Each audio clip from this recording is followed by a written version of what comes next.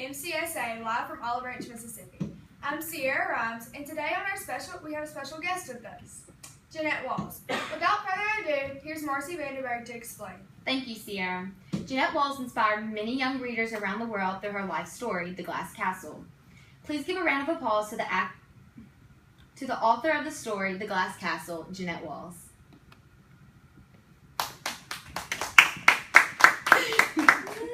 Good morning, you guys. Good morning. Thank y'all for having me on our show. I'm just really happy that people like to hear my story. Yeah, it's very inspiring. Thank you. Okay, shall we get started? We shall. Alright. So, tell me about where you were born. Well, I was born in Phoenix, Arizona, and it was like a desert kind of thing. So I'm gonna set this up for y'all so y'all can look at it. It was always sunny and it was always hot, but it wasn't humid, you know? It was like dry desert heat. So you didn't sweat as much. Like down here in Mississippi, it's always hot and you always get sweaty. But I just loved it, and everyone loves going there. They call it the Sun Valley because it's always sunny, and it's a great place to visit. Y'all should go sometime. Is there any particular thing that you remember? I just remember going out in the desert and always looking up at the stars with my dad. And we just always got to pick our favorite ones out. It was a great memory. Yes. Alright. Did you spend a lot of your time in Arizona? Actually, I did not. We moved around a lot. My dad liked to call it the skedaddle. And so we went from Phoenix to Las Vegas. Then we went to San Francisco. Then we went to Midland, then Blythe, and that was all the places we stayed in California. But when we stayed there, we never got a good home to live in. It was always really bad. Like there was no furniture, no running water, and we'd have to sleep in refrigerator boxes. And when we would move, we didn't get to take our stuff. We got to take one thing each, and if it didn't fit, it was thrown out the window. And then after we stayed in California for a while, we went to Battle Mountain, and then we went back to Phoenix because my grandma died. And that was the first real home I called, home, because it was actually decent to live in. And so after that, my dad wanted to move, and we went to Welch. So we stayed there for a while until I was a junior in high school, and then I moved to New York. My sister, she moved first. And then the rest of my family moved there as well. Okay, which would you call your favorite? I would probably have to say Phoenix because I spent a lot of time there. Right. Yeah, on to educate. What made you finally leave New York? Well, I knew that my dad could never provide the future that I needed, and I could never get far staying there in Welch. So when my sister moved to follow her dream, I just knew I had to do the same as well. How did you support yourself when you moved? When I first went there, I got a job at a burger joint, and I just stayed with my sister, and we both paid half rent. And then when in high school, I got a internship with a newspaper reporter. And after I graduated high school, they actually gave me a real job, and I started making some really good money. And I just really liked the job because I always knew what was going on. Like when I was growing up, I didn't know anything that was going on in the world. Great. Knowing that you moved from place to place, how were you able to keep a steady education? Well, it wasn't exactly steady. When we'd move, we'd get enrolled for a little bit, and then I was always in the smarter classes, but sometimes they would put me down because the schools that we went to, they were really offended by the way I was like so smart in class. And so when I went to Welch, I did stay there for my middle school and high school until I was a junior. And then when I went to New York, I finished high school there and then went to college there as well. Speaking of your siblings, how are your siblings doing? My siblings, my oldest sister, Lori, she followed her dream as an artist, and she's an illustrator in Manhattan now. My brother, when we first moved to New York, he was a police. He always wanted to be one. But now he is enrolled in college, and he wants to be a teacher. And my youngest sister, she kind of got off on the wrong track, and we're trying to keep her back straight. So here's a picture of them when we were younger. It's just kind of one of my favorite pictures in our home. There's us. And then here's a picture of my home today, or when I first moved. And this is New York's a really big part of my life because that's the first step I moved, like, doing my own stuff. Well, your story was very inspiring to many around the world. Thank you for coming out, and Well, thank you for letting me share with y'all. It's really important for people to hear my story. it is. Well, let's give a round of applause to Jeannette Walls. Stop it. Good morning. This is MCSA live from Olive Branch, and I'm Marcy Vandenberg, and we're back with Jeannette Walls. Jeannette, can you explain to us what was going on in the world when you were growing up? I sure can. I grew up in the 1970s, and the first thing I want to share with You got me wanting you, honey. Oh, sugar, sugar,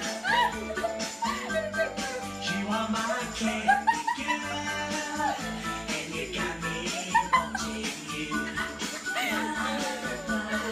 I just can't believe the love in this and loving you. I just can't believe it's true. I just can't believe the wonder of this feeling. the Beatles. They were a very big part of society. They created rock and roll music. They, like, changed it forever and created their own style. They did, however, break up on May 8th, 1970, and their last album was Let It Be. And everyone was really heartbroken because they were so looked up to as a band.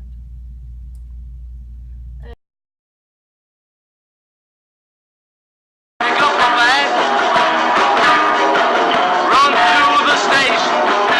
The railman says you got the wrong location, The big thing that happened when I was growing up was Walt Disney. It opened up on October 1st, 1971. There's millions of people there. When the first ticket came out, it only cost $3.50, and as of today, it costs $100.50. $150 for a person over 10 years old. Are we there yet? Shut up, I'm trying to drive! Now don't you argue with my little baby girl! Do you see this? I didn't even concentrate on the road! There's Walt! What? What? Oh my god! Pull over! Oh my god! You're gonna make me wreck! I think Walt's getting in our car, honey! Excuse me! I'm Walt Disney, and my car broke down on the way to the opening of Disney World, so I'd really appreciate if y'all could give me a ride. I mean, I guess you're already in the car! Well, if you give me a ride, I'll give y'all free tickets. Rock and roll! Yeah! Here we go!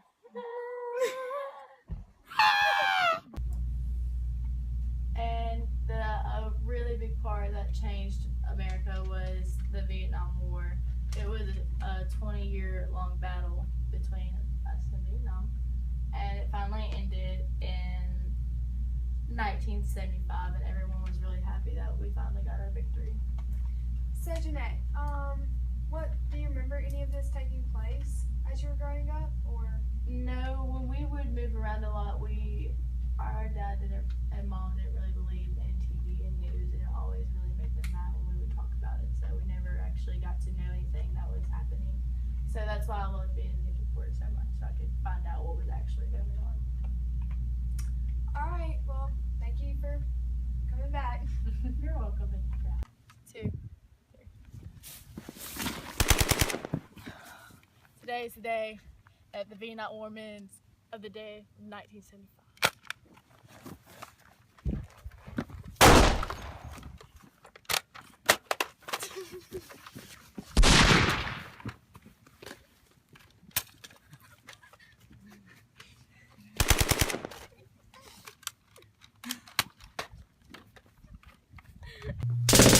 Tonight on MCSA, the show takes a twist. Tonight I'll be your host, and I will be interviewing Sierra Rams on her opinion of my book, The Glass Castle, on whether it should be banned in high school classrooms or not. Okay. Jeannette Walls' classic novel, The Glass Castle, is quite an eye-opener. However, the author displays sexual scenes, substance abuse, and profanity. Although the book illustrates her life story, there are many reasons it should be banned in high schools. The Glass Castle contains explicit scenes that could be against religion and parenting styles. One of the disturbances that is brought to the reader is the way Jeannette Walls was sexually abused as a child. "Guess what?" Billy shouted. "I raped you." She was raped at age 8 by a young boy who was only 11. Jeannette was also touched inappropriately by her uncle and a random guy on the street. Some parents prefer to talk about sexual relations with their children instead of letting a book give them the wrong idea about the world. "You crazy," Dad hollered. "Get your back in this car." The Glass Castle contains a tremendous amount of profanity. The way the language is used is disturbing for most readers. Profanity is used in context, but is also repeated and offensive. Using God's name in vain is violating one of the 10 Commandments that some religions use as a guideline, which it comes across as offensive. Substance abuse is shown throughout the book due to depression, anger, and inability to have a close relationship. Jeannette's father, Rex Walls, suffers from alcoholism throughout the novel. One can see how not only Rex is affected, but his family is also brought down and suffers. Rex drank his problems away. After drinking, he becomes a mad person who throws chairs and threatens to beat his wife and others who cross paths with him. I was afraid he would smush her with the car, but instead he got out and dragged her with her legs flailing and threw her into the car. These actions by Rex Walls bring disturbance to the reader and the wrong idea. Reading is one of the country's greatest freedoms. When books are banned, it illustrates refusal of the censors to look at the world with open eyes. The First Amendment prohibits the government from interfering with printing and distribution of information or opinions. The freedom of press protects the rights of individuals to express themselves through publication. The Glass Castle has been challenged numerous times. Although the novel is Jeannette Walls' life story, it has been ranked number 9 on books that should be banned. Using sexual scenes, profanity, and substance abuse is inappropriate for young high school readers. Thank you for being honest with me. I know it's really hard to read, and I just understand that it will be hard for high school students to read. Thank you. I'm Jeannette Walls, and NCSA has asked me to pick the most dramatic part of my book, The Glass Castle. However, I cannot read it myself, so I've asked my dear friend Anna Kate to read it for me.